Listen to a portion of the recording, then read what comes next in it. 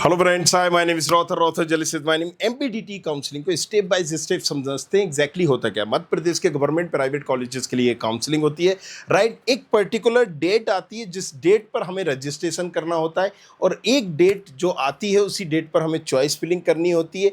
फिर फाइनली पहले से ही डेट दे दी जाती है जिस पर रिजल्ट आता है, और उस रिजल्ट को देखते हुए जो रिजल्ट में आया है उस कॉलेज में जाकर डॉक्यूमेंट ले जाकर फीस ले जाकर सबमिट करनी पड़ती है। ये 4 प्रोसेस होती है, राइट। ये सारी चीज़ें तो घुमा फिरा के अगर हम बात करें तो हमारे हाथ में 2 ही होता है, रजिस्ट्रेशन जिसमें हम अपने बारे में बता रहे होते हैं सारी चीज़ें।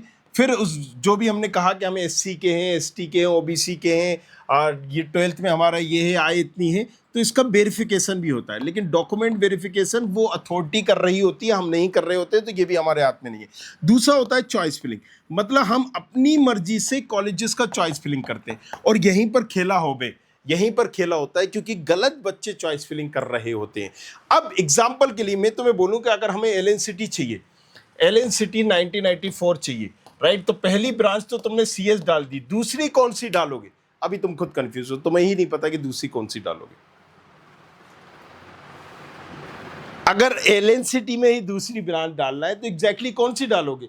अब या तो तुम्हें अगर ईसी चाहिए होगी तो तुमने सीएस के बाद ईसी डाल दिया, या तुम्हें अगर पर्टिकुलर एआई चाहिए होगी तुमने एआई डाल दिया। बट राइट, आपको ये पता होना चाहिए कि एग्जैक्टली एक स्टैंडर्ड क्या है, क्योंकि अगर कमजोर ब्रांच कहीं पर भी डली होगी तो वो आपको अलॉट हो जाएगी जो बेसिक मिल सकती थी, राइट। अब आपने अगर ईसी डाला है, राइट, तो ईसी आपको मिल गया और एआई आपको नहीं मिला। अब किसी आपकी रैंक थी 2 लाख या आपकी रैंक थी मान लीजिए 3 लाख, 3 लाख की रैंक में आपको ईसी मिल गया। कोई दूसरा स्मार्ट बच्चा आया, उसने 8 लाख की रैंक में भरा, राइट, और उसको भी ईसी मिल गया। मतलब 8 लाख की रैंक वाला भी ईसी में पढ़ रहा है और 3 लाख की रैंक वाला भी ईसी में पढ़ रहा है। रीजन, क्योंकि हमने एक गलती कर दी चॉइस फिलिंग में, और इसी के लिए हमने आप लोगों के लिए हेल्प की है। studentkhabri.com पर जाना, राइट। आगे मैं बताऊंगा भी कि कैसे क्या स्टेप बाय स्टेप प्रोसेस करना है, बट यहाँ पर जाके प्रेडिक्टर में जाके आप पहले पता कर सकते हो कि क्या क्या मुझे मिल रहा है। चॉइस फिलिंग टूल या best preference college preference order, ये क्या है, राइट। अगर आप यहाँ पर जाएंगे तो देखिए आईआईटीज, एनआईटीज, मतलब अगर करना है तो जोसा यूपी के करना हो, आईटी के एनआईटी बुंदेलखंड, या जैसे अजय कुमार कर तो यूपीटीयू, एचजीएसआईटी या डीएवीवी एमपी के करना है तो एमपीडीटी। जब यहाँ पर जाएंगे अपनी रैंक डालेंगे 1 लगार 500 कुछ भी जो भी आप डालना चाहें, वो आप जैसी डालेंगे यहाँ पर राउंड साउंड लिखेंगे तो एक पर्टिकुलर सीक्वेंस आ जाएगा। ये देखिए सीक्वेंस आ गया, इस सीक्वेंस में आपको भरना है। जब आप इसको टिक करेंगे तो रेड, ग्रीन, येलो ये सारे ऑप्शंस आ रहे होंगे जो आपको बता रहा होगा कि आपको कौन कौन से कॉलेजेस एग्जैक्टली मिल सकते हैं। जैसे ही हम इस पे व्यू पे जाते हैं तो ये जैसे रेड बता रहा है, not possible, might get, will get, right. इसका मतलब क्या है कि ग्रीन अगर शो कर रहा है तो आपको ये मिल जाएगा, येलो शो कर रहा है मिल सकता है। तो अब आप इसको ऊपर नीचे भी कर सकते हैं, राइट, ऊपर नीचे आए बाएं, और इसको ऑटोमेटिक भी कर सकते हैं। तो बहुत कुछ है, right. Generate choice filling list जैसे हमने कर दिया, एआई की मदद से भी आप इसको यूज़ कर सकते हैं। फिर व्यू पे जाओगे, राइट, से ये करेक्ट कर देगा। हम इसको आगे पीछे ऊपर नीचे भी कर सकते हैं। अगर आपने कोई गलत कॉलेज डाल दिया तो ये बता देगा ये कॉलेज नीचे आना चाहिए, आपने थोड़ा सा सही नहीं डाला है, राइट। तो ये हिंट करेगा आपको पर्टिकुलर। अब अगेन इसके अकॉर्डिंग आप भर सकते हैं। चलिए अब स्टेप बाय स्टेप प्रोसेस पे अगर हम बात करें, ये हमने कर दिया, फिर अलॉटमेंट आया और उसी के बेसिस पे हमने कॉलेजेस में रिपोर्टिंग की। तो एक जब रजिस्ट्रेशन हमें करना है तो वो कब करना है, वो एक डेट आई हुई है, राइट। एमपीडीटी ऑफिशियल वेबसाइट पर जाना है, राइट। गूगल पर हम एमपीडीटी डालेंगे, आ जाएगा। यहां पर आपको दिख रहा होगा जून से 24 जून के बीच में आप कभी भी कर सकते हैं। ऐसा नहीं है जिसने 3 जून को करा मतलब पहले आओ पहले पाओ, ऐसा भी नहीं है। आप कभी भी करिए, राइट। तो जिसने 2 जून से 24 जून के बीच में किया, राइट, आप 23 जून की रात में भी कर दीजिए, कोई इश्यूज नहीं है। यहां पर दिया भी है कि 24 जून रात को 11:45 पर, मतलब 11:15 बजे तक टाइम आपके पास दिया है। अब रजिस्ट्रेशन में सुधार वगैरह करना है, उसकी भी डेट दी गई 25-26 तारीख। आप अपनी जो चॉइस फिलिंग होती है वो 7 तारीख से, राइट, मतलब परसों से लेके 28 तारीख तक कर सकते हैं। तो मतलब ये 20 दिनों का गैप है, 20-21 दिनों का। तो आप इसे 21 दिनों में भी कभी भी कर सकते हैं, तो जल्दीबाजी ना करें, राइट। मेक श्योर करें कि आप सेव करके रख लीजिए, बट अपनी एक लिस्ट बनाइए, जाइए चॉइस फिलिंग टूल पर, इसका यूज करिए, ये आपको बताएगा। और दूसरी चीज ध्यान में रखना है कि हम यहां पर जब रजिस्ट्रेशन, चॉइस फिलिंग तमाम चीजें करते हैं, तो ये अभी हम राउंड फर्स्ट के लिए कर रहे हैं, राइट। राउंड फर्स्ट के बाद आपको एक मौका मिलेगा अपग्रेड करने का। अपग्रेड में हम चॉइस फिलिंग चेंज नहीं कर सकते, नो चॉइस फिलिंग चेंज नहीं कर सकते, लेकिन राउंड फर्स्ट में ही अपग्रेड के हिसाब से चॉइस फिलिंग जरूर कर सकते हैं, राइट। फिर अपग्रेड का रिजल्ट आएगा, पहले राउंड फर्स्ट का रिजल्ट आएगा, रिजल्ट राउंड फर्स्ट, फिर इसके बाद आएगा अपग्रेड का रिजल्ट, राइट, रिजल्ट अपग्रेड, और उसके बाद राउंड 2 होगा। राउंड 2 का रिजल्ट आता है तो फिर इसके बाद एक मौका मिलता है इंटरनल ब्रांच चेंज का।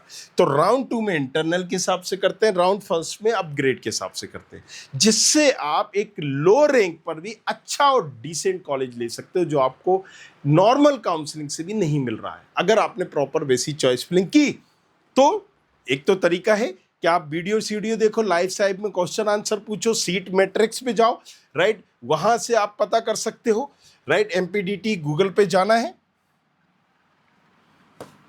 PDTE क्या है ये एमपीडीटी, राइट, ये गूगल पे जाएंगे, एमपीडीटी ऑर्गेनाइजेशन है जो यहाँ पर पूरी काउंसलिंग को कर रही होती है। जैसे ही हम गूगल पे गए, देखिए यहाँ पर, राइट, ये वेबसाइट ओपन हो गई, एमपीडीटी डाल दीजिए या डीटी डाल दीजिए, इतने पे भी आ जाएगा। यहाँ से इंग्लिश हिंदी भी कर सकते हैं आप, राइट, दैट्स ऑल। अब यहाँ पर संस्थाओं की जानकारी भी है आपके पास, राइट, सीट चार्ट भी है, सीट मैट्रिक्स भी हम बोलते हैं, राइट। सो यहाँ पर आप किस कॉलेजेस में कितनी सीटें, ये सब कुछ सब देख सकते हैं आप, राइट, जिले के हिसाब से भी, या फिर यहाँ पर मैंने ये केपसर डाला 13।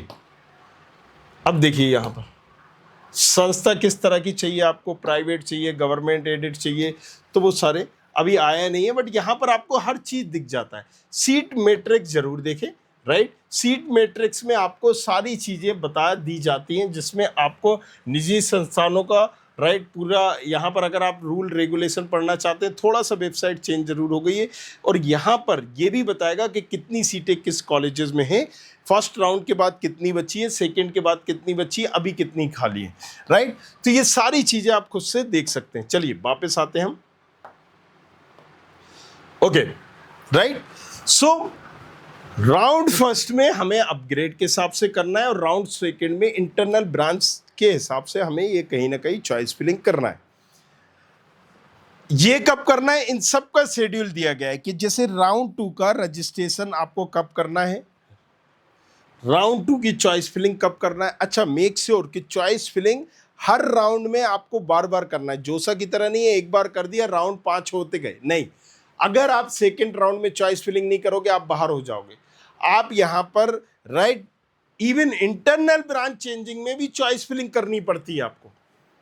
तो राउंड फर्स्ट में भी किया, राउंड सेकंड में भी किया, इंटरनल में भी किया, और सीएलसी में तो फिजिकली कॉलेजेस में जाना पड़ता है। घुमा फिरा के अगर हम बात करें तो इसमें 4-5 तरीके से काउंसलिंग हो रही होती है। पहले 4-5 राउंड में, सॉरी तरीका बोल रहा हूं, पहले राउंड फर्स्ट के बाद एक अपग्रेड मौका मिला, बट अपग्रेड में चॉइस फिलिंग चेंज नहीं होती है। ध्यान से सुनिएगा, राउंड फर्स्ट, राइट, इसका रिजल्ट आया, आपको एक और मौका मिला कि अगर आप चाहो तो अपग्रेड कर दो। अपग्रेड का आपको फिर से XYZ कुछ पैसा ले लिया, किसी ने कहा 1030 रुपये दे दीजिए, अपग्रेड कर दीजिए। चलिए आपने कर दिया। अपग्रेड करने के बाद फिर राउंड 2, कोई सीटें बचेंगी, बहुत सारी सीटें बचती भी हैं, मतलब 40% सीटें बचती हैं।